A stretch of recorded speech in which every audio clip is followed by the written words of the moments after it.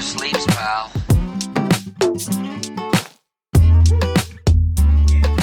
Hey there, this is Pete Townsend from Norio Ventures, and this is episode 30 of Money Never Sleeps, a podcast that looks inside the head of entrepreneurs and at what makes them do what they do. A wise person once said, if you're not waking up in the middle of the night taking notes on your startup, that's not what you're cut out for. I find myself doing that a lot lately, and yeah, money never sleeps, pal. This episode is kindly sponsored by Top Tier Recruitment, a Dublin-based specialist recruitment consultancy in Fintech and financial services. This week, we talked to Martin Cass, a director at Barclays Private Bank, but also a mentor in the Barclays Fintech Accelerator powered by Techstars. We're continuing on the theme of intrapreneurs with this episode, which links back to episode 5 with Mai Santa Maria, and then Chris Adelsbach from Techstars on episode 15, who has one foot on the entrepreneur side of the riverbank and one foot on the intrapreneur side with how he helps startups. What is an intrapreneur, you ask? It's hard to put a finger on it, but I was one before my life in the wilderness of startups, knocking down old things, building new ones, going way beyond what was on my job description to try like hell to go from 0 to 1, as Peter Thiel puts it, but in a corporate setting. I think that my co-host Owen is a great example, as we covered on episode 25. We might just dig into this a bit more on a future episode, but let's get back to Martin.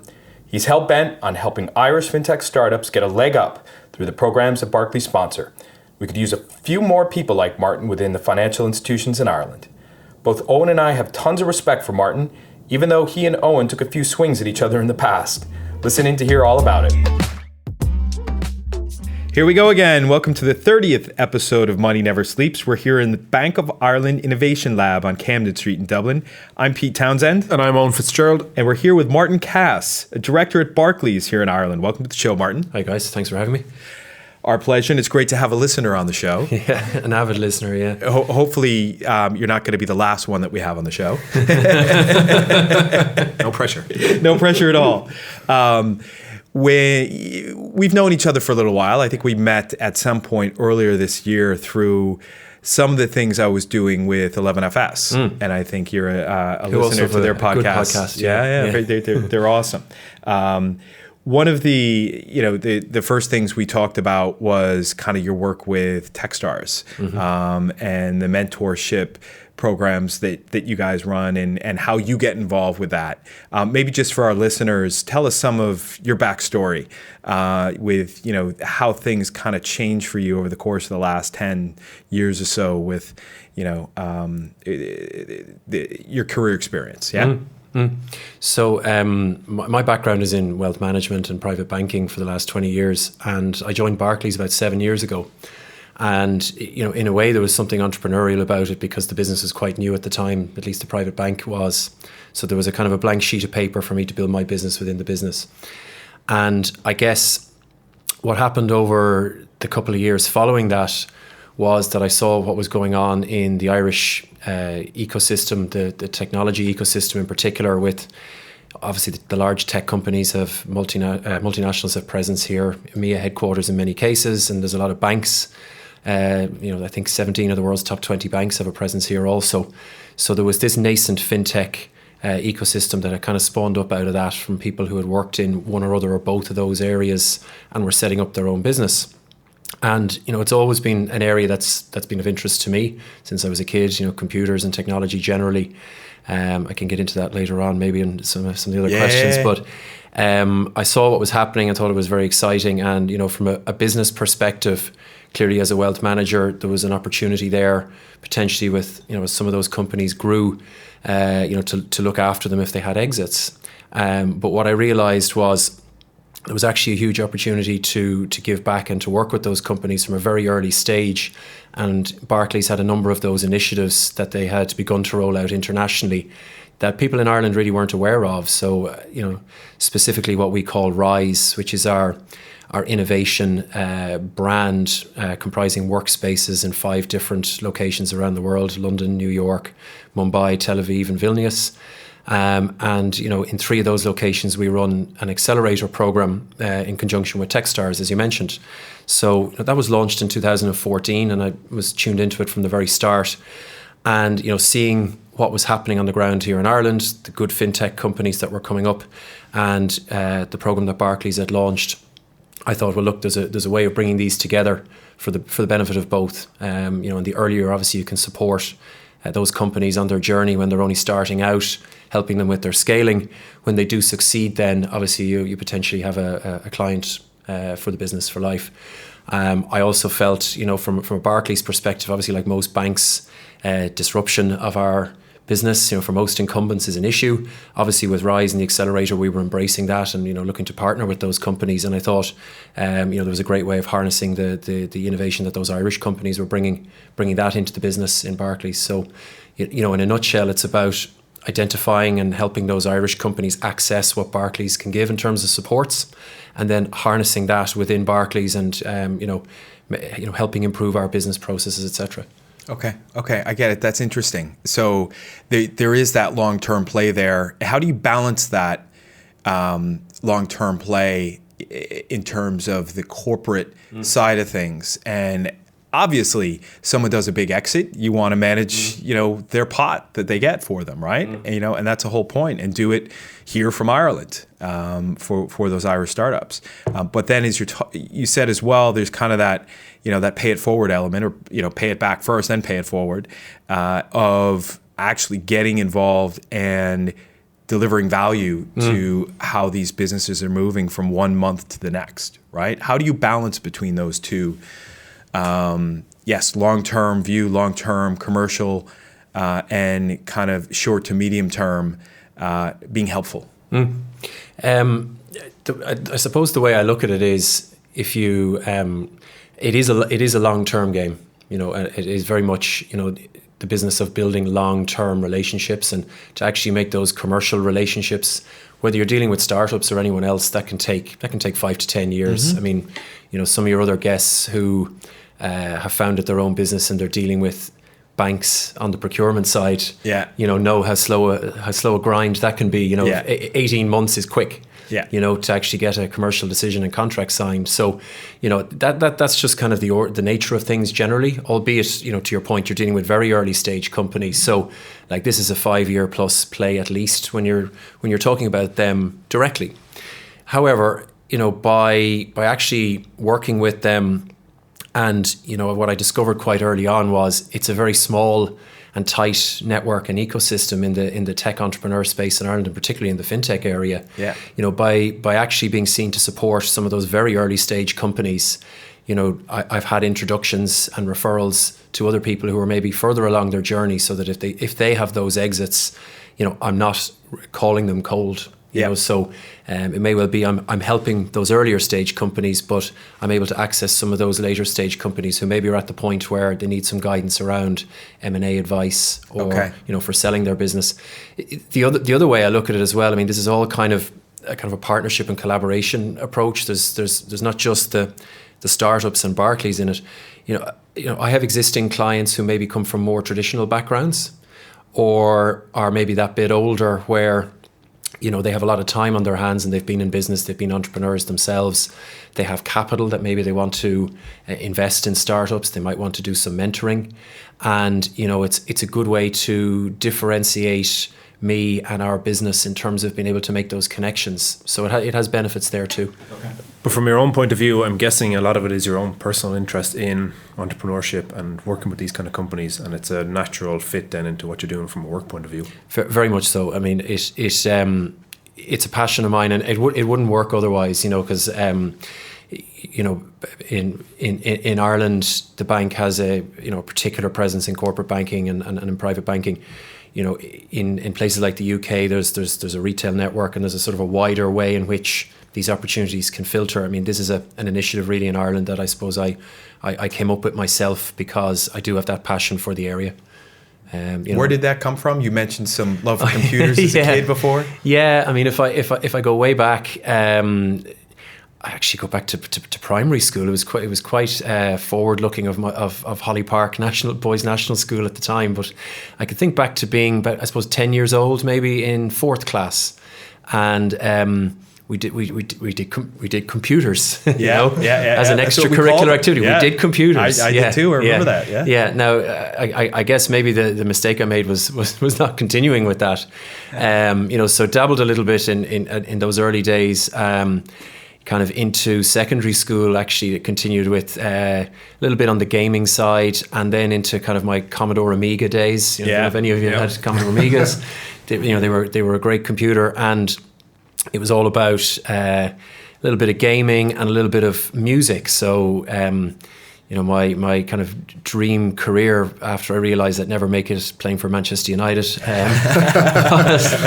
I wanted to be a music producer. Okay. So I used to dabble on the computer with kind of music sampling, and this was in the 90s, so we're talking kind of stuff like The Prodigy, and it was into my break beats, and then it was a kind of bit of hip hop after that. Okay, well, you should have met our producer Conan, who's sitting here smiling, years ago, because one of the things that Create Sound do is they teach kids how to make music. Very good. So you could have been one of them. Very good. But opportunity's gone now, Martin. Music producing days are Maybe over. your kids. Maybe with my own kids. You can live vicariously through. Maybe with my own kids. Did you do any programming at the age of 10? A little bit, actually. Yeah, a little bit of work in Like basic DOS, the basic stuff. I programmed something, or I wrote a program to alphabetize my spelling words, right? Because that's something I had to do for homework each week. Yeah. So I wrote a program for it. Then I realized I had to actually type in all the words for the program to work, right? And that took so damn long.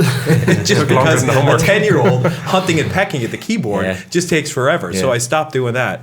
Then I just moved to writing, and I remember writing a book report when I think I was 10 or 11 years old on Abraham Lincoln, and where I typed it in, and it was printed out on my dad's dot matrix printer, and I handed that in, and they're like, who did this for you? I'm like, I did it. They're like, no, who did this? I did it myself. They didn't believe me, and I got in trouble, but at the end it got straightened out. So I'm right there with you. How did you convert? Was that always just there as a kind of a subcurrent to your career, the whole tech side? I mean, you worked for Invest Tech, right? No pun intended, right? Well, it was pre-Invest Tech. It was NCB, which was the business that preceded that. I guess in NCB there was probably a little bit of the convergence of the tech and the entrepreneurial kind of spirit in me. I mean, the entrepreneurial thing it kind of goes back to the computer days as well, and if I'm allowed to say it, in the 90s, where we were a little bit more liberal about copying games and things like that. Yeah. So I had a little bit of an enterprise in school where there was a kind of a club, I think, in the Ormond Hotel, a computer club on a Sunday afternoon, and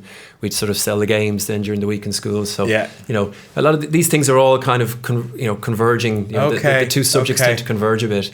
In NCB, I was involved. I suppose I joined there in the late 90s. And would have been involved in kind of the setting up of our website and our kind of online dealing system in the early days. It was very rudimentary stuff back then. Mm-hmm. That was an interesting business from an entrepreneurial perspective, in that it had been set up by Dermot Desmond, who obviously is one of Ireland's best known entrepreneurs. Yeah. And though it was owned by Ulster Bank by the time I had arrived, it was still very autonomous in terms of how it was run. And in 2003, there was a management buyout, and I had the chance to participate and to invest and buy equity in the business, which I did with a fair bit of leverage. There you go. At the time, I was only a young kid, but I really believed in it, and I felt very much that I'm part of this business. This is my business. I'm a part owner. What do you think in terms of the personality traits? Beyond your love of technology, the entrepreneurial leanings that you've had, what are some of the other things that you think have gotten you to this point, and that you then are able to share with others, and how you perhaps lend some influence to those that you mentor? I suppose in the first instance, I'm naturally curious. Okay. That in more recent times has probably got me back into thinking about kind of constant learning and life learning, and I guess it's a reflection on the world that we're in now and how fast things are changing, and probably also as well I'm thinking about education, because I've become a father for the first time in the last year, so I'm thinking about the future of education for my twin girls. What they're going to study, what they might do with their life, and I'm thinking, I'm only 40, so please God, there's many years left in me, but you've got to continue to adapt and learn. So I took a course in gamification online with Coursera. Yeah, I saw that. What's that about? Yeah, so it's a subject that interests me. From a UI and UX design perspective. And, given that my background is in the wealth management business, and, a lot of it is around how you engage with prospects and clients, and, making the process as smooth and frictionless and seamless for the client as possible in terms of understanding what it is you're presenting to them. Unfortunately, the regulatory kind of driven world we have to deal with in financial services can make that quite clunky at times. So I just wanted to better understand design type concepts, and if you get into behavioral psychology, things like nudge theory, etc. And the subject of gamification brings a lot of that together. So it's essentially, I'm not actually big into computer games these days. I mean, I would have been when I was younger, but taking some of the elements that make games successful and engaging with the players, and being able to implement that into the business world and into apps and websites, etc. Just to understand that better. And again, it just helps in engaging with entrepreneurs out there in the world. And tell me, do you think, given everything you've said, do you think going out as an entrepreneur on your own is something in the future, or do you enjoy working with a number of them? I know when we had Helen Fullen on last week, I know myself, I like working with a number of entrepreneurs. I don't know if I'd like to narrow it down, even though I would like to have my own business. Is that kind of the same feeling? I mean, it's something I've given a lot of thought to. It's not like I haven't had ideas, I suppose. But yeah, I mean, similarly, I do like, and going back to not quite answering Pete's question earlier on about kind of character traits, personality traits, I do like that multi kind of faceted engagement, working with different companies, different entrepreneurs, different stakeholders. So this connecting people and collaboration is something I enjoy. I get that. So I think listening to a lot of entrepreneurs, it can be a very lonely journey. The risk factors, obviously, and again, the older you get and the more responsibilities you have, the harder it is to do that. That's not an excuse to rule it out, but I do think I like working with entrepreneurs, whether they're people who've been successful and helping them with their next stage in life, when they do have their successful exit, helping them, on the preservation side, building a diversified portfolio, the whole wealth management side of what I do. Or if it's at that very early stage, giving them guidance and connections to people who can help them along the way, whether it's our Accelerator or something else. And, I like to see how that journey goes and staying in touch with all of them. Yeah. There's a view on this, right? Yeah. You can say that, and obviously with Owen's work, with your work, with my work, right? I was in Edinburgh last week for a meeting talking about the startup community there in Scotland overall. And going into that meeting, I knew that one of the individuals was going to ask me, Pete, what it is that you're working on, just to kind of get an idea. So on the flight over, very short flight, by the way, which is great, to Edinburgh, less than 50 minutes, I just took note, and I ended up with about 15, 16 things, which is probably about 6 or 7 too many. But with that, I kind of thought to myself, is that I'm just non-committal, right? And that, or have I not yet been inspired? Yeah. Right. And if you have entrepreneurial leanings, if you have a strong interest in tech, if you have a strong interest in something, you will eventually be inspired to take something and make it your own and do it yourself. And whether that is a specific tech product that you're going to build, or it is a specific business value proposition that you think may be the unification of people and making connections and those types of things. There are many different commercial avenues in which you can go down, in which you take that skill set that you have and you make it incredibly useful, right? And you make people want to give you money for doing that, right? So there's a way to do it, is what I'm saying. So if anybody tells you you're non-committal, don't let anybody put baby in the corner, you know? Don't worry, I'm not shy. No, I think based upon what you've shared so far, that you got a pretty good thing going. Yeah. But I think even on your example there, Pete, I think if someone said to pick one of those and just focus on that, you wouldn't want to. And unless one of them jumped out enough. But and someone is working with me on this, and I sat down with them last week and went through, okay, what are the top 4 that you think would be really interesting? And there's a way to go with this, and it's already part of the business that I run, where I do these types of things, but it's, can you focus a bit more? And when we had Ann O'Dion from the Silicon Republic, she said that they were kind of put to the challenge in 2011 that said, what is it that you're really good at? And can you focus on that? And she's like, well, that's not the most profitable part of our business. Like, doesn't matter if you're really good at it, just do it.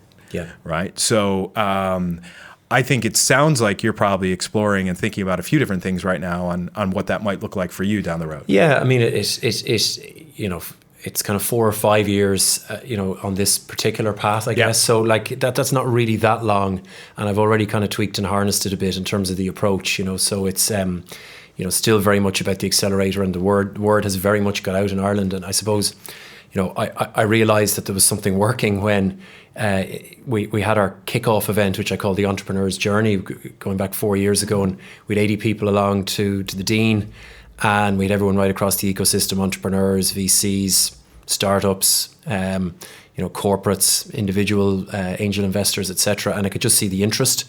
But moreover, then when we opened it up to applications in Ireland for the first time, and we saw the quality of what was coming through.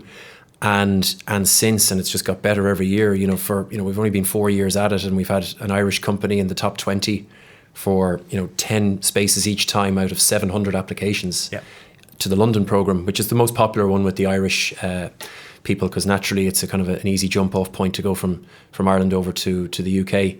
And we've had, in the last 2 London programmes, we've had successful Irish applicants. We've had Courts Desk and we've had Othello. So, it's been great to see that.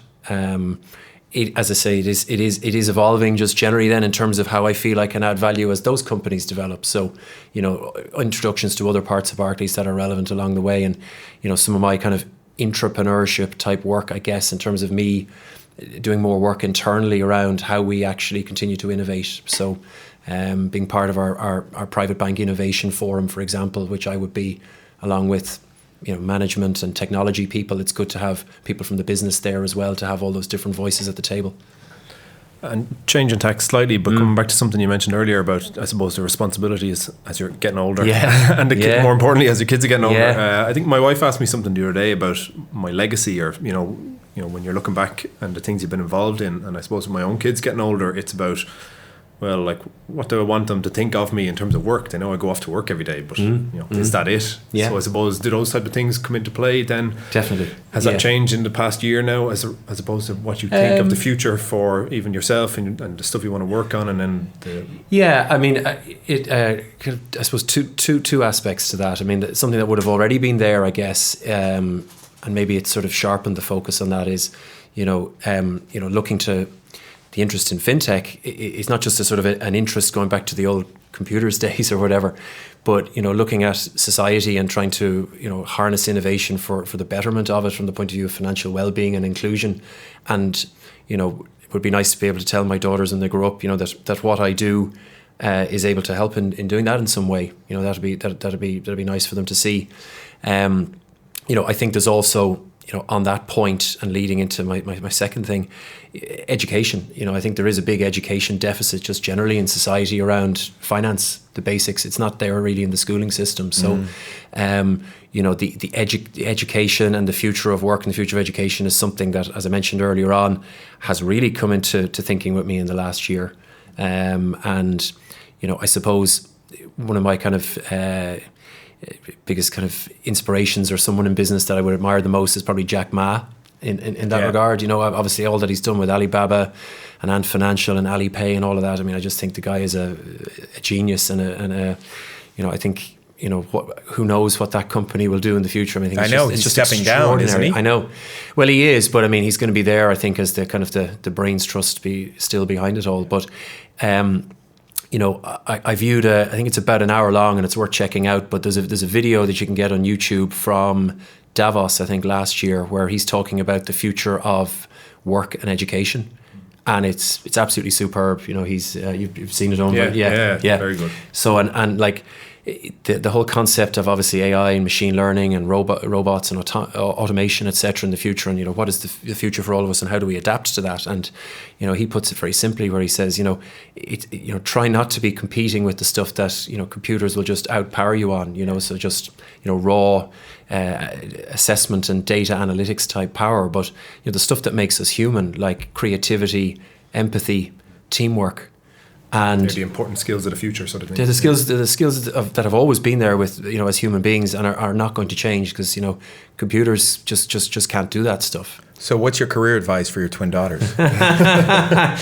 advice is you have to be very careful. Now, you give loads of it. No, I know you have to be very careful generally in giving advice. Who you're giving it to, and this one is an unregulated topic. No, I don't mean it that way. I mean in terms of how, let's say that advice begins maybe when they're teenagers, and how teenage daughters might push back on advice. Yeah, no. They're only a year old now, so they're very receptive to what Daddy says at the moment. But whatever you think they might start doing when they're teenagers, they're thinking about when they're 9. Yeah. Right? There's this book called Raising Girls that deals with that. It says girls in the 80s, they're 4 years ahead now. Right, so 13 versus 9. Yeah, wow. It's a big difference, right? So read the book. I will. Yeah. Go ahead. I think we all will. Yeah. No, look, I think I'd be obviously guiding them to embrace most things, around music and sport, teamwork, collaboration, all that stuff. Generally, I think that's just very healthy. It goes without saying, for kids to be doing all of that,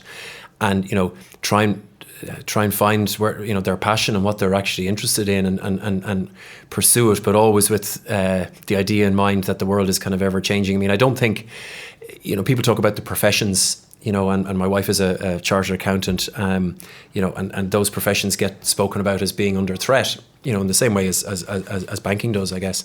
But, they're still very useful foundations to have to your learning. Mm-hmm. It's how you go and apply it then, So, my wife now is working in education. Yeah. She's the CFO in Alexandra College.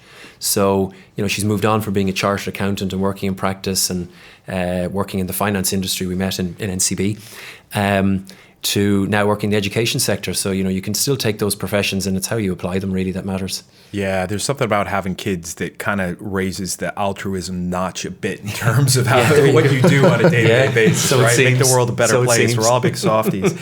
Another story, I don't want to share on that, but if you had theme music, and this is a new question that was introduced by our last guest, Helen Fullen, where she was really interested, very inspired by music. If there was a song that was playing in the background as you're walking down the street, at the big successful moment of your life, what would it be?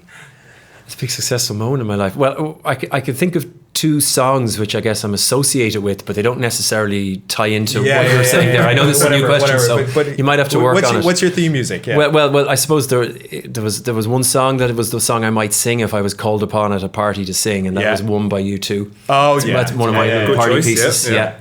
And then there's another song which I actually walked out to in a boxing ring once upon a time. Really?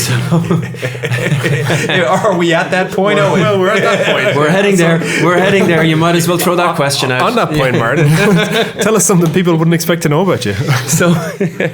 So obviously I'm working in Barclays, and the listeners will know that Owen used to work there as well, and that's how we got to know each other a good few years back. And specifically, one day this guy came around to my desk and said, I was relatively new in the place and maybe perhaps a little naive as I found out.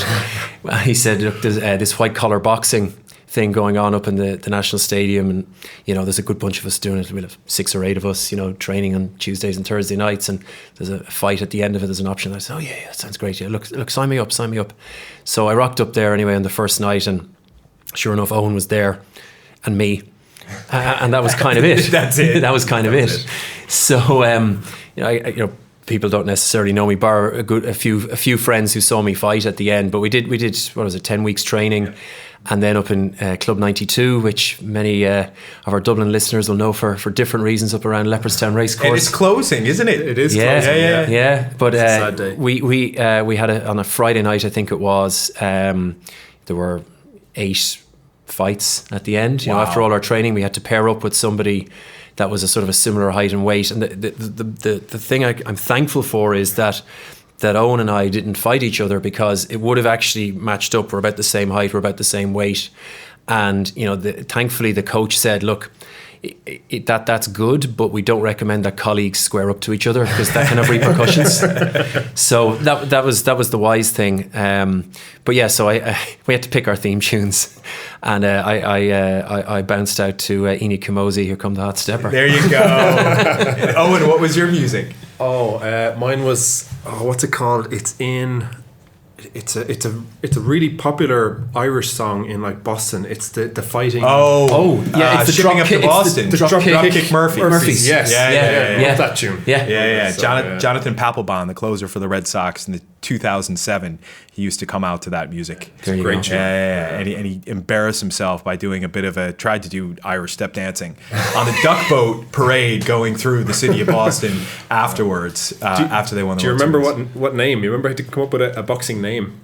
Do you remember what you went by? Or I actually don't. I remember specifically there was a girls' fight, and there were two girls who did work together, and it wasn't about. It was they had about it. And I remember the nickname of one of them. It was Julie Jawbreaker, I think theirs she was called actually herself. one of the worst in terms of intensity. That was an unbelievable fight. But I don't remember my nickname. Do you remember yours? No, I don't actually. No, I don't. I just remember the theme music bit, and then. Did you win? No, I lost on a split decision. So it's like it's 3 rounds and nothing can prepare you for it, for the first time.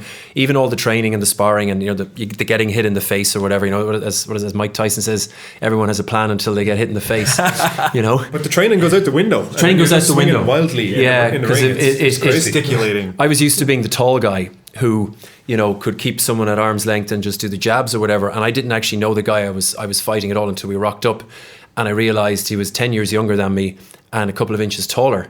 So my whole game plan had to go out the window. And for the first round and a half, I didn't know what to do. So just the third round, I gave it socks, and so I lost 2 rounds to 1 basically. And will you do it again?